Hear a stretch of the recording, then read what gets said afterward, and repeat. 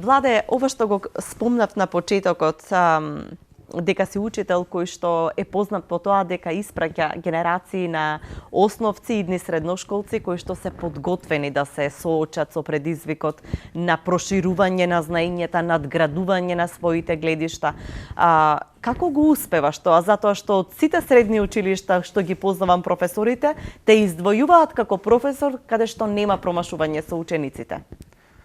Па, поласкан сум од овој опис, благодарам, се надевам дека се должи на реално видување и на реално кажување од колегите, им благодарам исто така. Навистина е предизвик да се работи со генерација на ученици кои што се можеби во најпроблематичниот период, значи зборуваме за периодот од 6 до 9 оделение, некои 11 до 15 години возраст. И за секој наставник, за секој учител, како што рече и самата ти, многу го сакаме тој избор учител, бидејќи да поучува навистина е посебна дарба за не за секого, значи сметам дека да се биде учител е навистина благослов и дарба.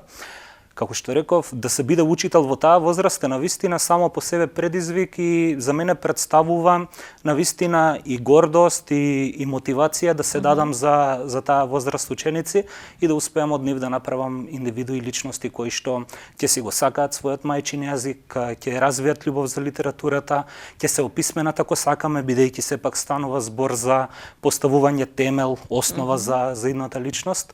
И мислам дека со многу посветеност и многу труд успевам да всадам љубов. Љубовта може би е вистинскиот одговор на сето она што претходно ме праша, Суза. Најпрво им всадуваш љубов, а дури потоа доаѓа знаењето.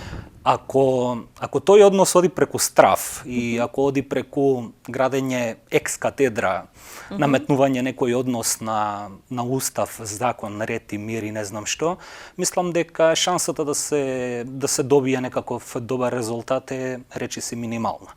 Меѓутоа, кога од една страна има љубов кон професијата, каква што имам јас кон мојата професија, од друга страна љубов кон децата, со какви што работам секојдневно, и љубовта кон книжевноста на крајот на денот и кон мајчиниот јазик, мислам дека заедничкиот именител љубов на сите овие агли е навистина вистинската формула за успех. Навистина е импресивно човек да слуша дека некој толку многу си ја сака професијата во време кога ја изгубивме таа пасија кон било што. Апсолутно. Луѓето се навистина апатични, но како ти ја одржуваш жарта кон работата, кон македонскиот јазик, кон книжевноста воопшто? И самата си пасиониран читател, пасиониран пишувач, се знаеме лично и нема да си персираме во овој момент за да не испаднеме двојни. И самата знаеш колку време треба човек да ја развие таа љубов кон пишаниот збор, да ја прво вгнезди во своето срце, а потоа да започне со текот на времето да ја емитува кон неговата непосредна околина и кон пошироката понатаму.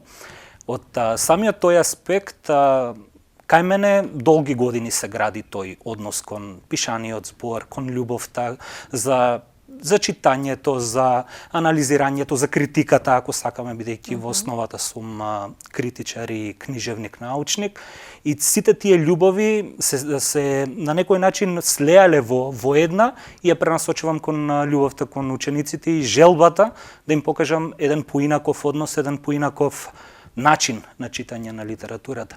Мене ме радува што на крајот на денот успевам да стигнам до моите ученици, да се пронајдеме на некоја заедничка бранова должина, да успееме да се разбереме дека тоа го правиме пред се заради нас самите, односно тие го прават заради нив самите, и дека без разлика што ќе пишува таму како бројче на крајот од секое 3 месечје, дека тие понесуваат знаење. Дека бројчето никогаш вистински не го отсликува можеби она што ученикот тежи како знаење, туку најбитно е она што ќе успее да го понесе како знаење. Кога сме расчистиле веќе со тоа со учениците, мене ми е сосема лесно да се давам и над 100% ако е потребно, да сум достапен постојано за каква била консултација, за дополнително појаснување на работите, се со цел да го постигнеме она што треба да го постигнеме. Резултатите мислам дека во таков сооднос на нештата многу лесно пристигнуваат и не си дозволувам да ме зафати таа летаргичност и таа апатија, баш поради тоа што имам огромен двигател во моите ученици.